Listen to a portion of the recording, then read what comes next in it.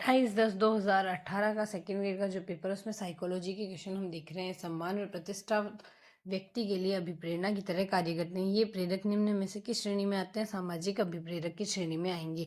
व्यक्ति के व्यक्तित्व का अध्ययन करने के लिए वह प्रविधि जिसके द्वारा उसकी जीवन शैली, व्यवहार, तौर तरीके, विचारों व भावनाओं का अवलोकन किया जाता है कहलाती है व्यक्तिगत अध्ययन कहलाता है। निम्नलिखित में से कौन सा मुख्य प्रक्रिया बंडूरा के सामाजिक व संज्ञानात्मक सिद्धांत अवलोकन अधिगम में सम्मिलित नहीं है? अनुभवात्मक नहीं है, बाकी अवधारणात्मक, अभिप्रेरणात्मक, धारणात्मक सम्मिलित है। निम्न में से कौन सा उच्च बुद्धि का संकेत है? समान गलतियां को किसी कार्य के पश्चात पृष्ठ पोषण का अवसर मिलने पर दोबारा नहीं करना। बालक जो अपने विद्यालय में अच्छा कार्य नहीं कर रहे हैं प्राय अपने अध्यापकों की आलोचना करते हैं। समायोजन की यह तांत्रिक विधि प्रक्षेपण विधि कहलाती है। एच शोल्डन ने सभी मनुष्यों के शारीरिक आयामों के गोलकाय, मध्यकाय व लंबकाय श्रेणियों के में विभक्त किया है।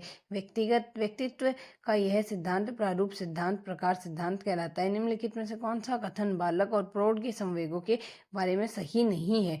प्रौढ़ के संवेग बालक की तुलना में तुरंत या जल्दी परिवर्तित होते हैं। टॉरेंस के सृजनात्मक मापन के परीक्षणों में निम्न में से कौन सा कार्य संबंधित नहीं है? कौन कौन से हैं? समान वस्तुओं का असामान्य उपयोग, सामान्य का असामान्य उपयोग, चित्र निर्माण करना, पूछो और अनुमान लगाओ। निम्नलिखित में से कौन सी अवस्था में शारीरिक विकास की दर सबसे धीमी गति से होती है? बाल्यावस्था में शारीरिक विकास धीमी गति से होता है। केटल का संस्कृति मुक्त परीक्षण बुद्धि का एक प्रकार का परीक्षण है, अशाब्दिक परीक्षण है। यह धीमी गति से सीखने वाले बालकों के लिए निम्न में से कौन सा प्रावधान सर्वाधिक उपयुक्त है? उपचारात्मक शिक्षण सबसे उपयुक्त है।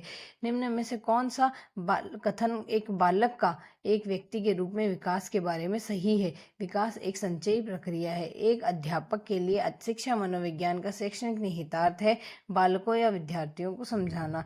एक कक्षा में विद्यार्थी समूहों के एक परियोजना पर मिलकर कार्य करते हैं। यह एक उदाहरण है सामाजिक या निर्मितवादी उपागम का।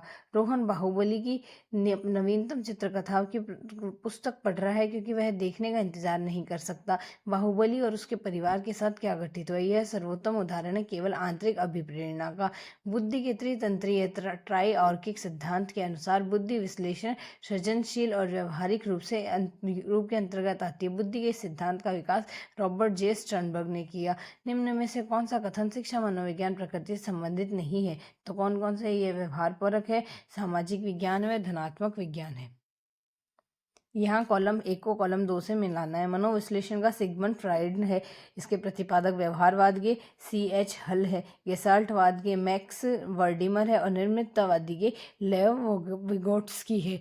विगत अधिगम द्वारा वर्तमान अधिगम का धनात्मक सरलीकरण, उदाहरण के तौर पर योग द्वारा गुणा में सहायता करना, इस प्रकार का अधिगम स्थानांतरण कहलाता है। अनुक्रमिक स्थानांतरण बालकों के आत्मस प्रत्यय विकास के लिए निम्न में से कौन सा तरीका उपयुक्त नहीं है?